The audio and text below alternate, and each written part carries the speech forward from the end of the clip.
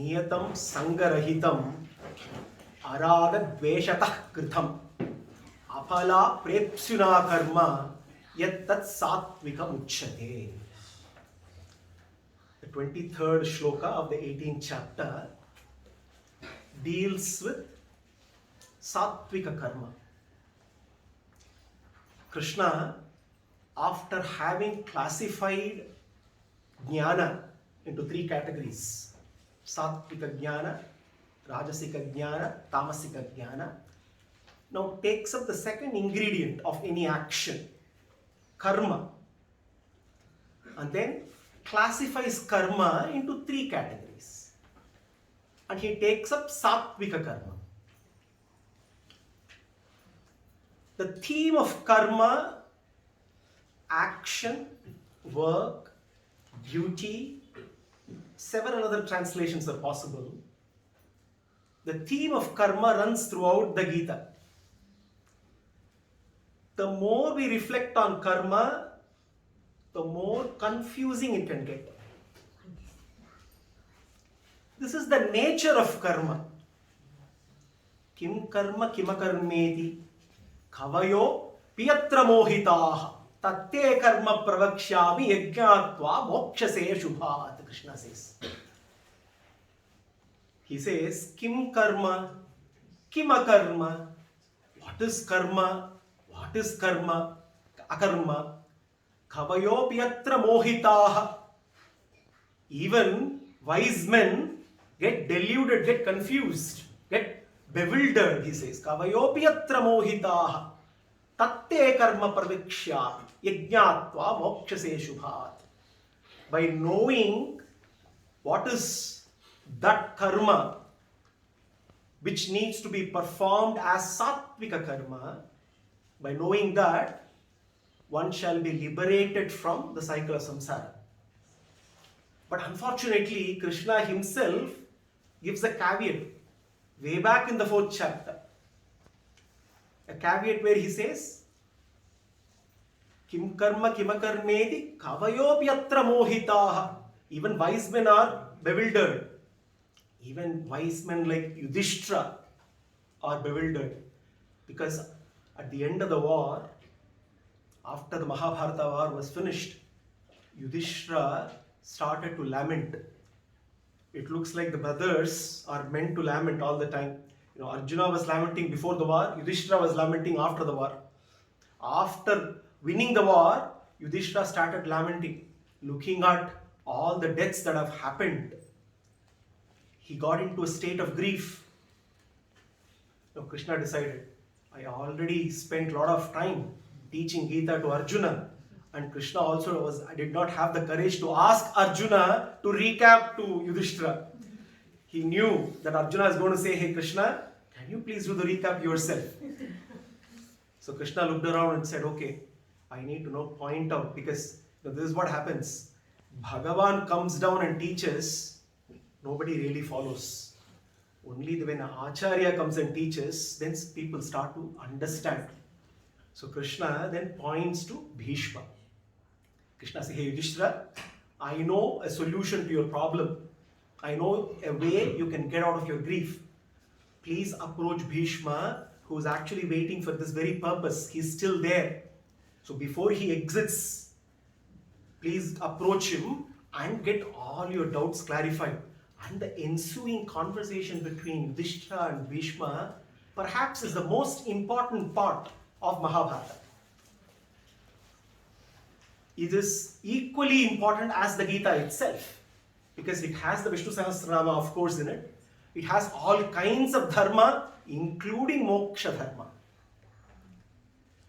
Now, after detailing all the dharmas, including moksha dharma, eventually Bhishma looks at Yudhishthira and summarizes. Hey Yudhishthira, let me tell you the fact.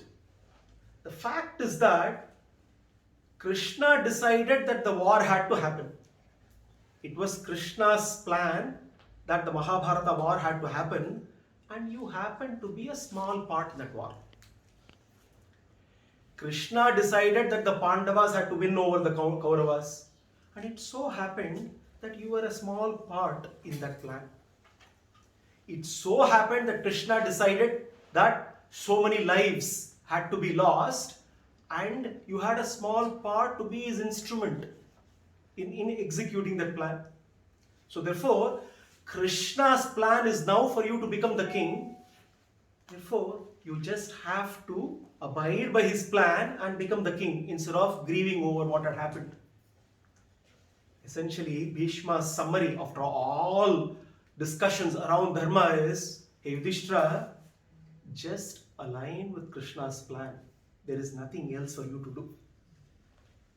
And he says, look at my own case.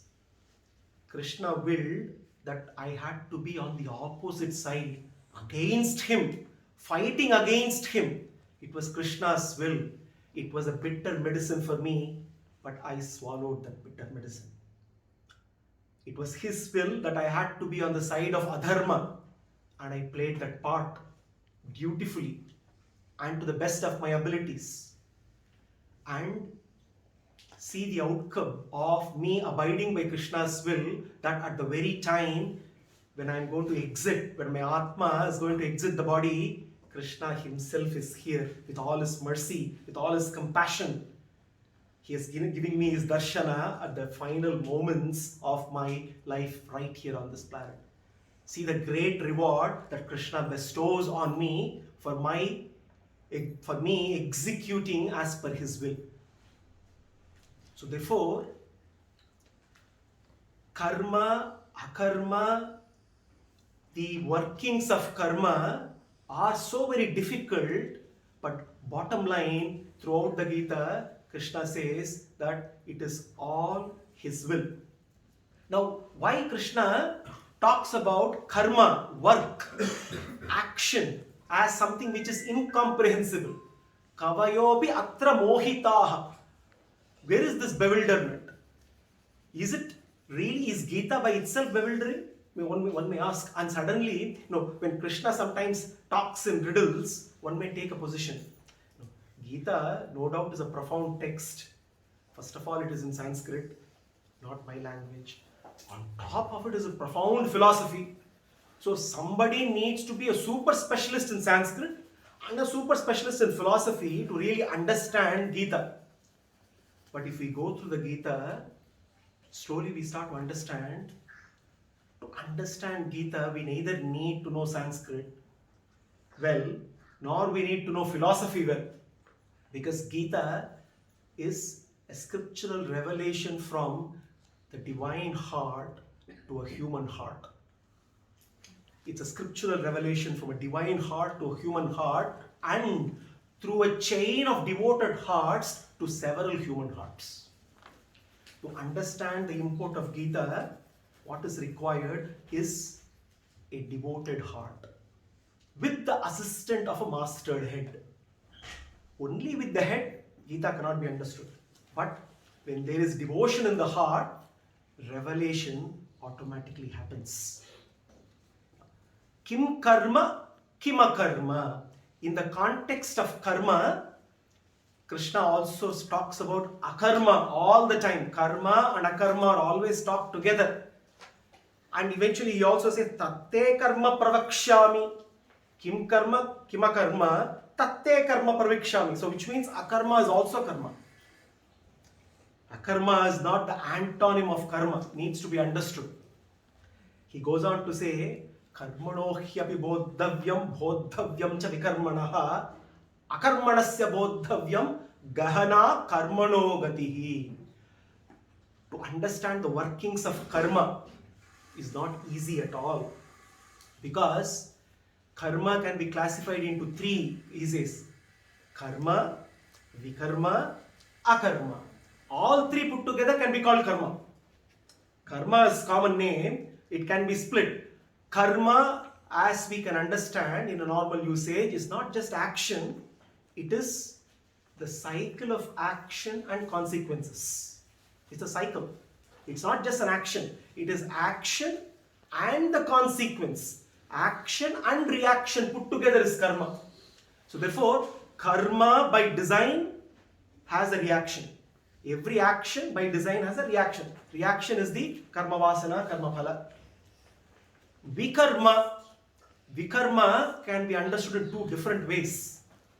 Some interpret vikarma as vividha karma, karma ordained by shastras, nitya karma, naimittika karma, kamya karma. Some interpret vikarma as karma which is proscribed by the shastras. Karma that will result in the karma will result in results which are papa karma. So therefore, which need to be avoided, not to be performed. That is vividha karma. And akarma. Now, akarma is not easily understood. The a in akarma does not mean antonym. Akarma is karma without reaction. Karma is karma with reaction. Akarma is karma without reaction. Without reaction means that karma which does not result in karma vasanas. That karma that results in no karma phalas. No accrual of karma phala, no accrual of karma vasana. That is akarma. Now, what is here incomprehensible, not easy to understand? Which action produces what kind of results? Not easy to understand. Which karma leads to punya? Which karma leads to papa? How to abide by the shastras? All these are not easily understandable.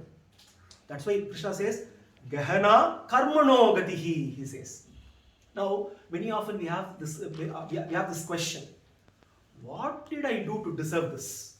No, especially when something happens which is not to our liking, we immediately start asking this question. What did I do in the past? And immediately we try to do a post-mortem of all our past. If possible, we would want to even go back to our past lives and try to understand something which can never be understood. The causes of our current situation can never be properly traced. It is important that we must not see the current situations and start analyzing them. We must use the current situations to only examine our current understanding of our identity and purpose. Karma is not meant to be for punishment or retribution. It is for reformation, transformation. Any work that has to be done, any action that has to be performed is necessarily for transformation, our inner transformation, change that has to happen internally. And that is the reason why Krishna clearly says the karma phalas, the results of karma, can be different. Karma phala can bring happiness, it can bring unhappiness, but we need to treat them alike, he keeps saying all the time.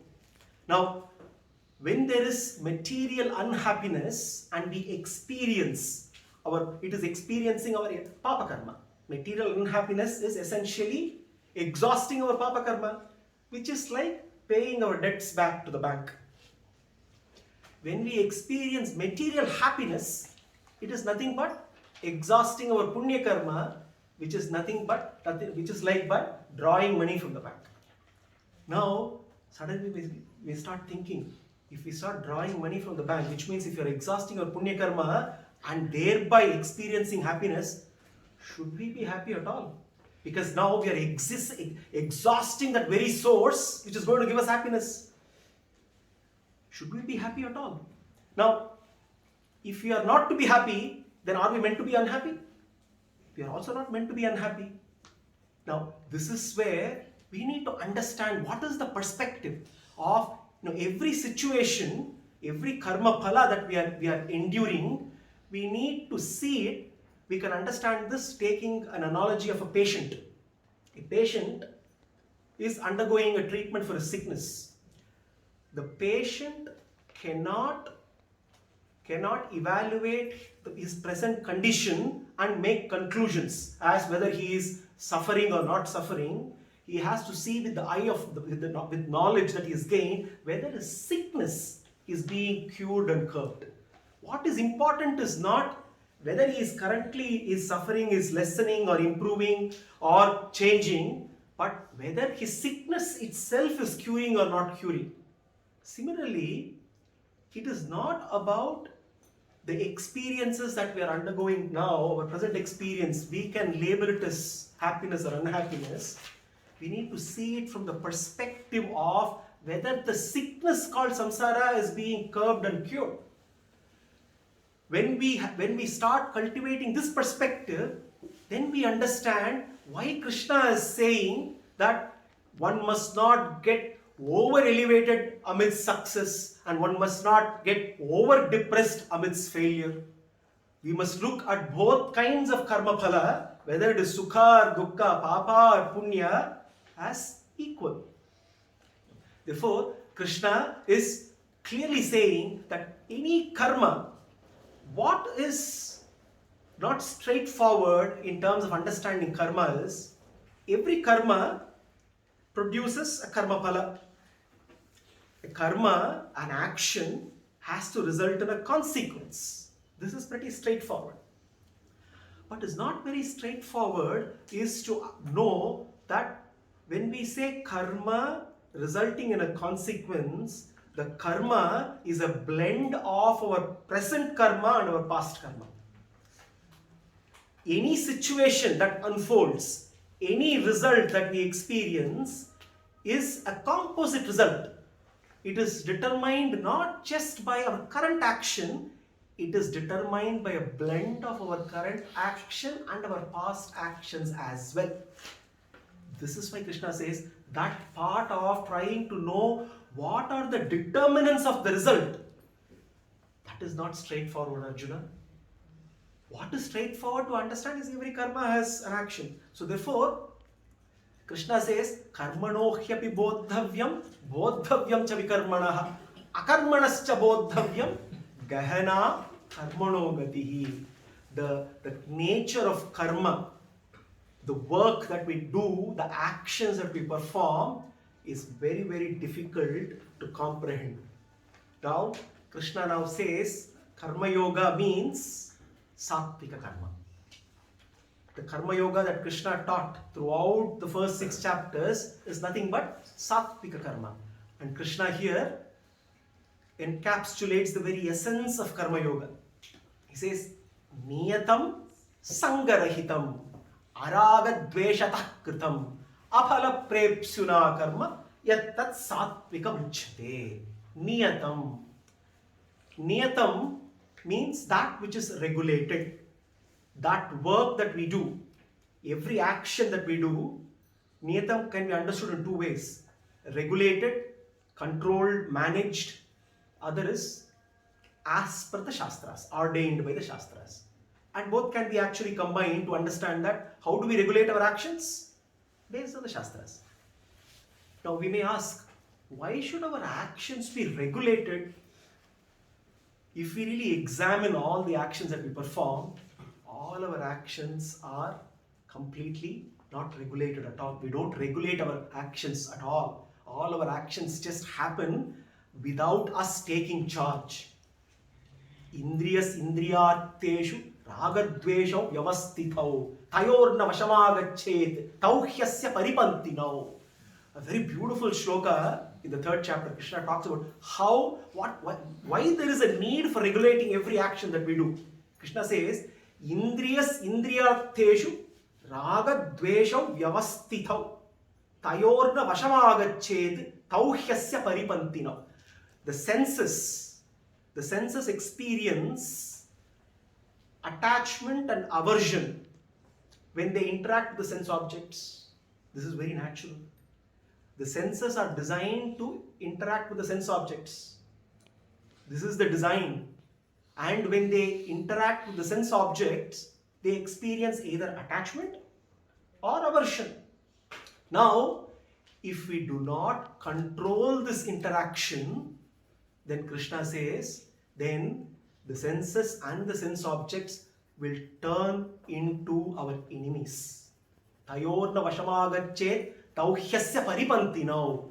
Paripantinav, the enemies, stumbling blocks to our progress.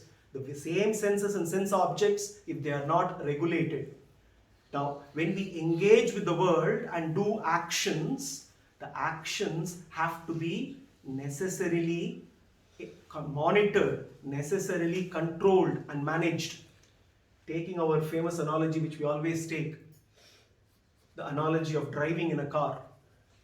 When we drive and the roads are bumpy with so many potholes, so many diversions, so many exits, and when we do this, we always need our driving to be qualified by two things.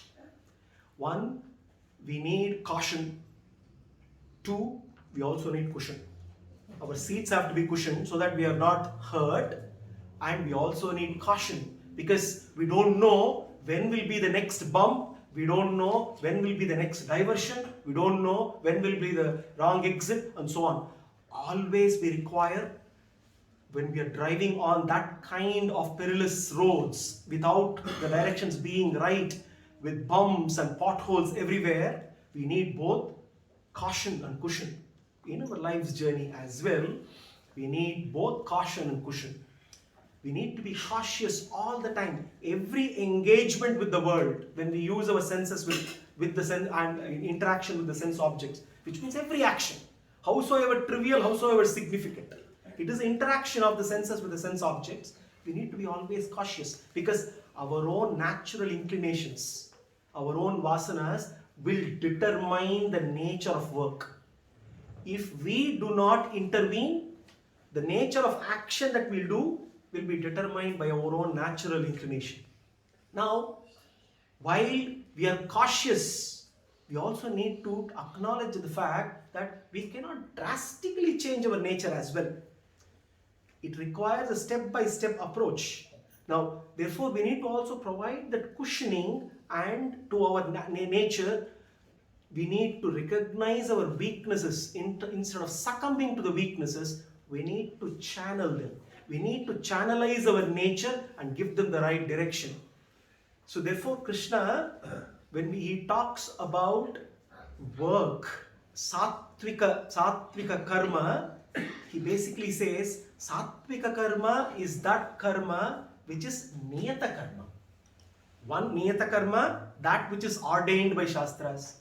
Two, niyata karma, that which is properly regulated, properly managed. Niyatam sangarahitam. Sangarahita.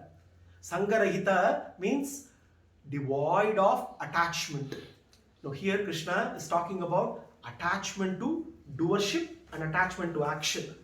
But embedded within Sangarahitam, Sangarahitam has to be understood as Asat Sangarahitam. Very important here. Asat Sangarahitam, which implies Satsanga Vihitam. Asat Sangarahitam, Satsanga Vihitam. What is Asat Sangarahitam? When he says work needs to be done without attachment. Asat, attachment to asat, attachment to worldliness, attachment to untruth. Satsanga Vihitam, attachment to Bhagavan. Attachment to Bhagavatas is important. So therefore, here Sangarahitam is essentially detaching from worldliness, detaching from doership, detaching from the action on personal grounds and attaching to Krishna. Niyatam Sangarahitam. Araga dveshatah kritam. Araga dveshatah kritam. The work which is sattvika has to be performed without likes and dislikes, without love and hatred.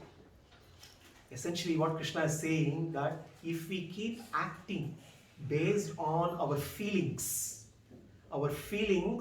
sabotage our purpose in life. Because we all keep talking about how we need to be true to ourselves. We all want to be true to ourselves. How can we be true to ourselves? How can we be authentic to ourselves? Authenticity is not about catering to our feelings, but rather examining the source of our feelings. Because underneath our superficial feelings are our deeper aspirations. Let me give an example. We are all driven by likes and dislikes. Whether we like it or not, we all have strong likes and dislikes which run the way we operate on a day-to-day basis. Based on our likes and dislikes, the work that we do, the actions that we do differ. Now, depending on my likes, I may like eating, so I may end up overeating. I may like watching TV, I may end up overwatching. I may like sleeping, I may end up oversleeping. So therefore, overeating, oversleeping, overwatching, all this are essentially the result, the outcome of us caving into our feelings, our likes and dislikes. Now, we need to ask this question: when we are catering to our feelings, our likes and dislikes, are we catering to really our long-term aspirations, or are we just surrendering ourselves to our superficial feelings? Niyatam sangarahitam araga dveshatah kritam aphala prepsyuna karma. Aphala prepsyuna karma. This is another significant part of sattvika karma. Aphala prepsyuna karma. This again Krishna has been talking about right from 2nd chapter throughout all the 18 chapters. The motivation of any karma, any action, any work cannot be the result, the phala of the work. The motivation cannot be the phala, karma phala, the result, the reward, cannot be the motivation whatsoever. But unfortunately, we are so much obsessed with the result. We begin any karma with an obsession on the result. And when there is an obsession on the result, then what happens is, when there is success, then we become self-congratulatory and we become arrogant. And when there is failure, we become self-condemnatory and we become depressed. So therefore, obsession with results result in unhealthy changes in our consciousness. That is why Krishna says, aphala prepsyuna karma. When our consciousness and what we do and our heart is submitted to Krishna, then whatever we do, the work will be the best work that we can do. Then, even in situation where there is remote success because of the odds, we will do our best job. And even in situations where it seems easy, success seems to be easy and we can become complacent, we will end up doing our best job. That is why Krishna says, Yat karoshi, yat juhosi tadasayat, yat tapasyasi kaunteya, tat kurushu madarpanam. Krishna's focus is not on the result of the work or even the work. His focus is on the devotion in the heart, which is expressed through every work that we do. Niyatam sangarahitam araga dveshatah kritam aphala prepsyuna karma yattat satvikam uchyate. That kind of work where the work is devoid of all kinds of attachments. The work is devoid of likes and dislikes and is not driven by karma, the result alone. That is sattvika work. So therefore, Krishna very clearly says that karma which is sattvika is karma where there is integration of the desire, the desirable and the desirer. No. When any work, there are three components: the desirer, the desirable, and there is a desire. Now, to understand this, Krishna talks about in the 4th chapter why karma has to be carefully understood. And there is this popular riddle-like shloka: Karmani akarmaya pashyet, akarmani cha karmayaha, sa buddhiman manushyeshu, sa yuktaha karma kritsnakrit. Yukta karma kritsnakrit. One who is integrated and accomplishes karma, he does karma the way it should be done. Sattvika karma. Karma which is liberating in nature. So yukta karma kritsnakrit. How can this sattvika karma be performed? This sattvika karma is to be performed by seeing akarma in karma karmani akarmaya pashyet, and seeing karma in akarma, akarmani cha karmayaha. What is seeing akarma in karma and karma in akarma? Seeing akarma in karma. Seeing akarma in karma is essentially seeing every action as a manifestation of knowledge. Because action by its very nature is a form of knowledge. It is knowledge that manifests. So therefore, when the jnana is sattvika jnana, when there is awareness of one's true nature and one's relationship with Krishna, then that jnana will manifest as sattvika karma. That is, therefore, seeing akarma in karma, seeing knowledge in action. Then seeing karma in akarma. How can we see karma in akarma? Akarma is worklessness. Krishna also talks about naishkarmyam. Now, worklessness is not no work. Worklessness is doing work where there are no reactions, where there are no karma vasanas, where there is no accrual of karma phala. So therefore, seeing action in worklessness, which means we always have to keep acting. But we can act in such a way that we do not accrue karma vasanas, that we do not accrue karma phala. He is a yuktaha, one who is integrated. Now, how is this integration comes? With sattvika jnana, one understands all of us are desirers. And there are so many desirables around. And because of so many desirables, we desire to possess, attain a desirable. The desirer desires to attain a desirable. So there are three components: desirer, desire, desirable. The desire connects the desirer to the desirable. Now, with sattvika jnana, we understand that the desirer is not an independent desire. The desirer, the jivatma, is not an independent desire. This jivatma is a part of the Paramatma who is the supreme desire. It is his desire which eventually rules. So, the desirer with sattvika jnana understands that I am part of the supreme desirer. Also, with sattvika jnana, we also look at this world which is full of desirables. And we also understand with sattvika jnana, every desirable is nothing but a tiny spark of the most desirable. The desirable of all desirables, Krishna. When that's with that sattvika jnana, then it becomes clear that desiring is nothing but connecting the soul with the whole. The soul with the whole, WHOLE, connecting the Jivatma with the Paramatma. So therefore, what is sattvika karma? Sattvika karma is that action that we do which helps us, enables us to connect with Krishna. As simple as that. Any action it can be, howsoever trivial, howsoever mundane, howsoever significant, any action that enables us to connect with Krishna is sattvika karma. Anything that prevents us from connecting with Krishna is rajasika karma and tamasika karma.